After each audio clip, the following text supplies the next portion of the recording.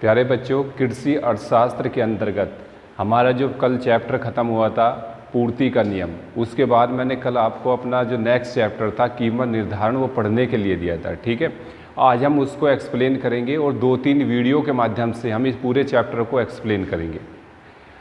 तो सबसे पहले हम बात कर क्या है हमारा चैप्टर का नाम, कीमत निर्धारण, प्राइस डिटर्मिनेशन। यानी कि किसी भी बाज़ार में हम किसी वस्तु का जो कीमत निर्धारण करते हैं, किसी भी वस्तु की जो एक निश्चित कीमत होती है वो किस प्रकार निर्धारित करते हैं, ये हमें इस चैप्टर में पढ़ना है। ठीक है, तो कीमत निर्धारण से पहले हम बात करेंगे बाज़ार के रूप की या बाज़ार के प्रकार की।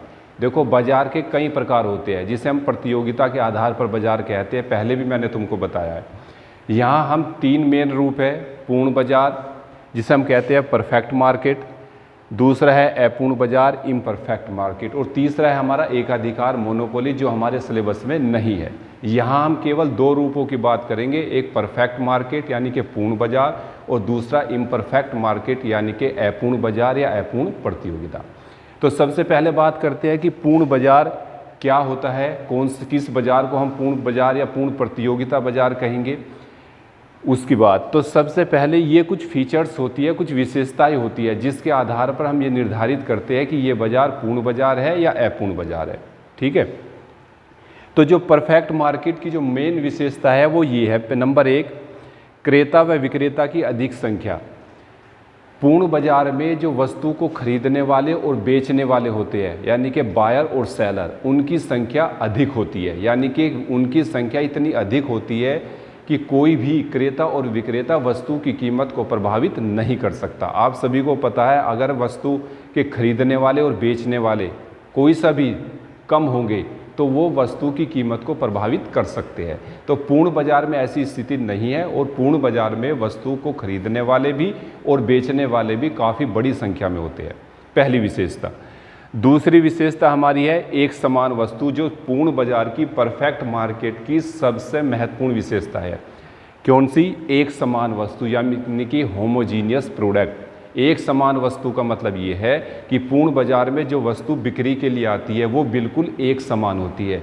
एक समान का मेरा मतलब ये है कि उस वस्तु के नाम में, उस वस्तु के रंग में, उसके रूप में, उसकी क्वालिटी में या उसकी किसी भी प्रकार लेवल में कोई डिफरेंस नहीं होता। समझ गए? कोई डिफरेंस नहीं होता। तो एक समान वस्तु पूर्ण बाज़ार की सबसे बड़ी विशेषता होती है, एक समान वस्तु। अगली विशेषता है एक समान कीमत।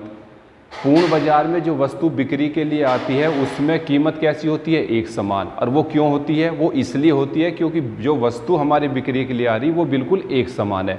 जब वस्तु एक समान होगी, पदार्थ एक समान होगा, तो वस्तु की कीमत भी एक समान होगी। ऐसा नहीं है कि विक्रेता वस्तु की कीमत अलग अलग वसूल कर लेगा, वो अलग अलग वसूल नहीं कर सकता। क्यों नहीं कर सकता? क्योंकि वस्तु बिल्कुल एक जैसी है, उसके नाम में, उसकी क्वालिटी में, उसके लेबल में कोई डिफरेंस नहीं है। ठीक है, एक समान वस्तु का मतलब ये है, जैसा आप बाज़ार में देखते हो साबुन की कोई टिक्की है तो आप लक्स की साबुन है, डेटोल की साबुन है, बहुत सारी है, लेकिन पूर्ण बाज़ार में अगर साबुन मिलेगा तो एक मिलेगा। मान लो डेटोल है तो डेटोल की साबुन मिलेगी, दूसरे किसी भी प्रकार की साबुन की टिक्की आपको नहीं मिलेगी। तो जब वस्तु एक समान है, एक होमोजीनियस प्रोडक्ट है, तो उस वस्तु की कीमत भी बाज़ार में एक समान होती है। नंबर 4, स्वतंत्र प्रवेश और बहिर्गमन यानी कि फ्री एंट्री और फ्री एग्जिट। पूर्ण बाज़ार में जो फर्में, पहले मैं आपको बता दूं 2 वर्ड आएंगे, एक फर्म और एक इंडस्ट्री, उद्योग। इनमें डिफरेंस क्या होता है? फर्म जो होते हैं वो किसी भी वस्तु को बनाने वाली एक स्वतंत्र इकाई होती है, जिसे हम कह सकते हैं एक कंपनी होती है। जैसे मारुति है, मारुति कार बनाने की एक फर्म है। और इंडस्ट्री क्या होती है? इंडस्ट्री सभी फर्मों का मिला जुला रूप होता है, यानी कि उद्योग जो होता है वो एक अर्थव्यवस्था का एक क्षेत्र होता है। जैसे मारुति तो एक फर्म होगी, लेकिन कार एक उद्योग हो गया, कार उद्योग हो गया जिसमें मारुति भी है, हुंडई भी है, टोयोटा भी है, फोर्ड भी है। ये बहुत सारी फर्म होगी जिनसे मिलकर कार उद्योग बनता है, ये सारी कार बनाने वाली फर्म होगी। तो पूर्ण बाज़ार की जो महत्वपूर्ण विशेषता है कि पूर्ण परफेक्ट मार्केट में फर्मों के प्रवेश करने का मतलब ये है कि कोई भी फर्म बाज़ार में वस्तु को बनाने के लिए प्रवेश कर सकती है, यानी कि वो उस इंडस्ट्री में, उस उद्योग में प्रवेश कर सकती है।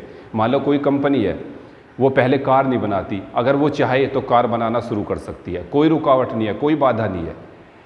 दूसरी है बहिर्गमन। बहिर्गमन मतलब एग्जिट, बाहर निकलना। अगर वो फर्म उस वस्तु को बनाने में नुकसान उठा रही है, उसको हानि हो रही है, लॉस हो रहा है, तो वो उस इंडस्ट्री से बाहर निकल सकती है। इसमें कोई बंदिश नहीं है, कोई रुकावट नहीं है कि उसको लाभ हानि की स्थिति में भी उत्पादन करना पड़ेगा। अगर उसको लॉस हो रहा है, हानि हो रही है, तो वो उद्योग से बाहर निकल सकती है।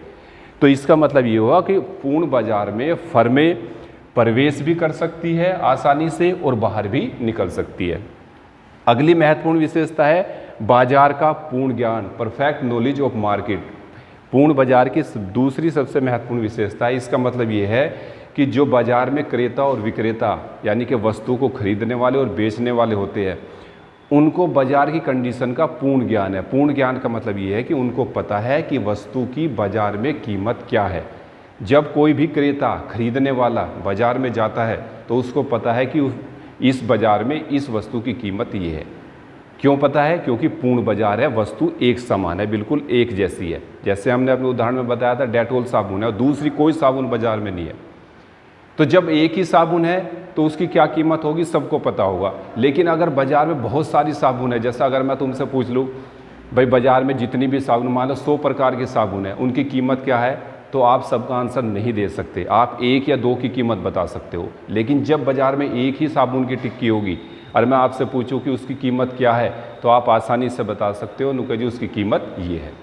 तो जो क्रेता होता है उसको पता है कि वस्तु जो बाजार में बिक्री के लिए आ रही है उसकी कीमत क्या है। और विक्रेता यानी कि जो बेचने वाला है, जो फर्म है, उसको भी पता है कि क्रेता इस बात को अच्छी तरीके से जानता है कि वस्तु की कीमत क्या है। इसलिए वो क्या करेगा, वो क्रेता से वस्तु की अधिक कीमत वसूल नहीं कर सकता। अगर वो ऐसा करेगा, वस्तु की अधिक कीमत वसूल करेगा, तो क्या होगा, क्रेता जो है वस्तु खरीदने वाला उसको छोड़कर दूसरे के पास चला जाएगा, दूसरे विक्रेता के पास चले जाएगा और उसकी बिक्री जीरो, शून्य हो जाएगी। इसलिए हम कहते हैं कि बाजार का पूर्ण ज्ञान यानी कि क्रेता और विक्रेताओं को बाजार की परफेक्ट नॉलेज है।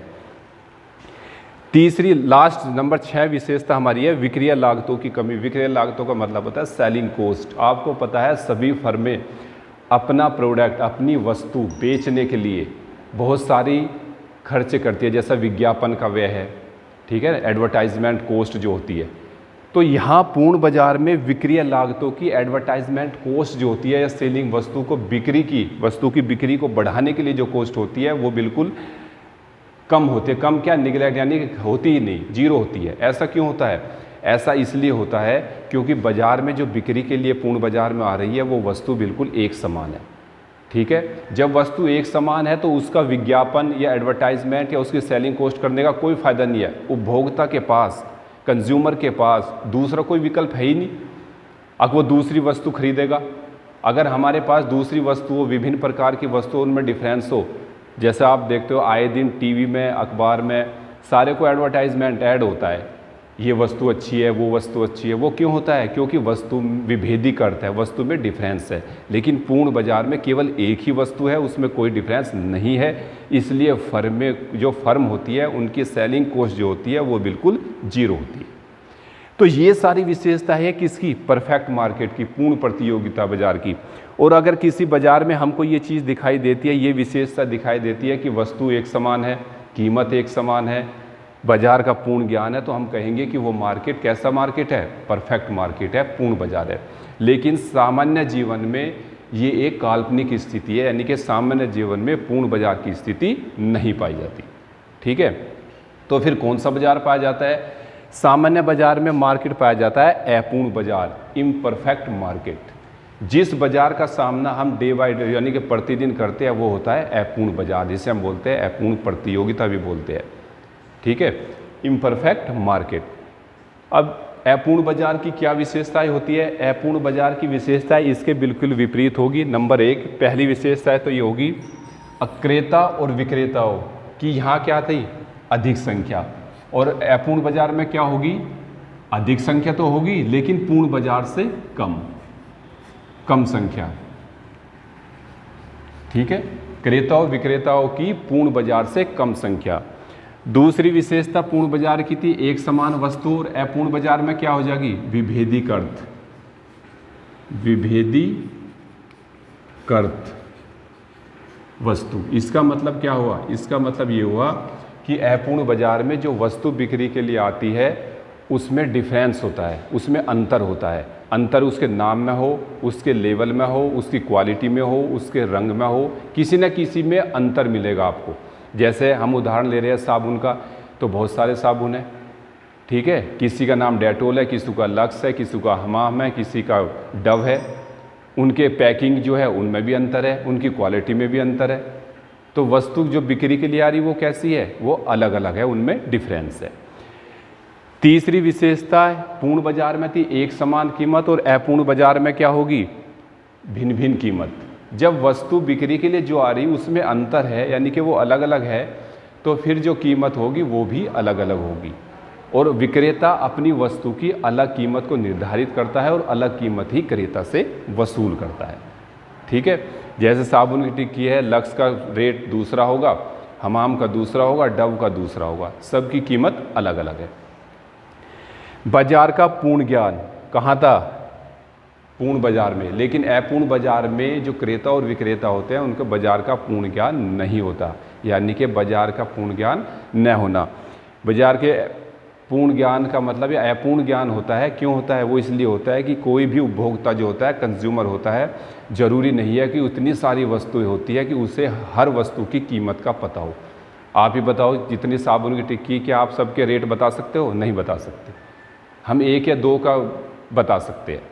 तो बाजार का अपूर्ण ज्ञान, स्वतंत्र प्रवेश और बहिर्गमन, ठीक है, अपूर्ण बाजार में भी फर्मों की ये विशेषता पाई जाती है, वो स्वतंत्र प्रवेश और बहिर्गमन कर सकती है।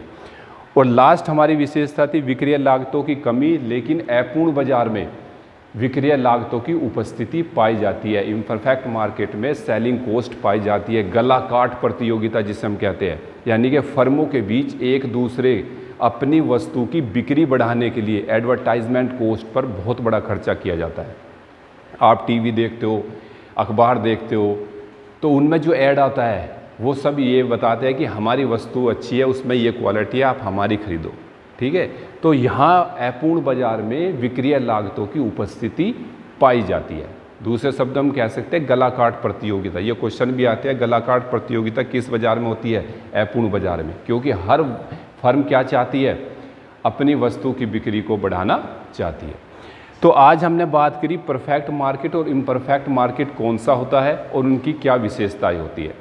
कल हम बात करेंगे, कल की वीडियो में, कीमत निर्धारण किस प्रकार, यानी कि परफेक्ट मार्केट में कीमत का निर्धारण कोई भी फर्म किस प्रकार करती है। अगर कोई भी चीज़ आपकी इस वीडियो में समझ में ना आई हो तो आप व्हाट्सएप के माध्यम से पूछ सकते हैं कोई भी, ठीक है। इसका दूसरा पार्ट कल बताएंगे।